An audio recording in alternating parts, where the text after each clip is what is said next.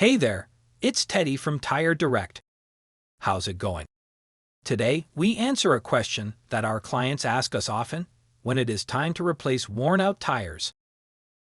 For a winter tire, if your tire's tread is 6/32nd, you will have to consider replacing them next year.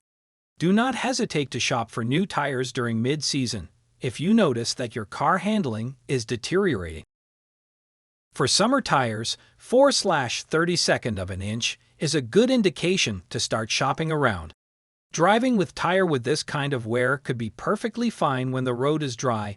Be careful when it's raining, as worn-out tires tend to evacuate water less efficiently, increasing the risk of hydroplaning.